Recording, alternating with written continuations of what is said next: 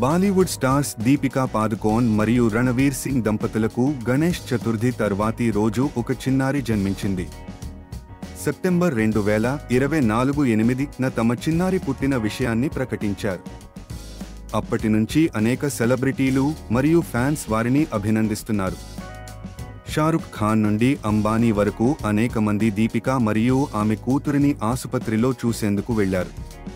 సమాచారాన్ని బట్టి దీపికా పాదుకోన్ తన కూతురు కోసం ఆయాని నియమించరని తెలుస్తుంది. దీపికా పాదుకోన్ తన కూతురి పెంపకానికి ఐశ్వర్య రాయ్ బచ్చన్ ఫాలో అయ్యే అవకాశమున్నట్టు తెలుస్తుంది. ఐశ్వర్య తన కుమార్తె ఆరాధ్య కోసం ఎలాంటి ఆయాని పెట్టలేదు. కూతురి శ్రేయస్సు కోసం ఐశ్వర్య రాయ్ స్వయంగా చూసుకుంది. జయా బచ్చన్ ఆమెకు హ్యాండ్స్ ఆన్ మామ్ అనే ట్యాగ్ కూడా ఇచ్చారు. దీపికా కూడా తన కూతురి కోసం ఇదే దారిని ఎంచుకోవచ్చని భావిస్తున్నారు. ఐశ్వర్య రాయ్ బచ్చన్ మాత్రమే కాదు, దీపికా, ఆలియా భట్ మరియు అనుష్క శర్మ వారి పేరెంటింగ్ స్టైల్ను అనుసరించవచ్చు.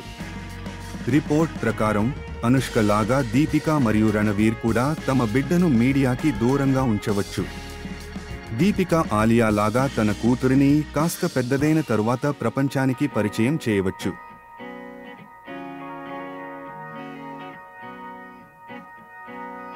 దీపికా పాదుకోన్ చివరిసారి కల్కి సినిమాలో నటించింది. ఇప్పుడు మార్చి 2025 వరకు షూటింగ్స్కి విరామం తీసుకోవాలని భావిస్తున్నారు. మరోవైపు రణవీర్ సింగ్ త్వరలోనే సింఘం అగైన్ లో కనిపించబోతున్నారు మరియు అతని రాబోయే చిత్రం డాన్ 3 కోసం కూడా ఫ్యాన్స్ ఎంతో ఆసక్తిగా ఎదురుచూస్తున్నారు. దీనిని ఫర్హాన్ అఖ్తర్ డైరెక్ట్ చేస్తున్నారు. ఈ చిత్రంలో కియారా అద్వానీ కూడా ప్రధాన పాత్రలో నటించబోతున్నారు.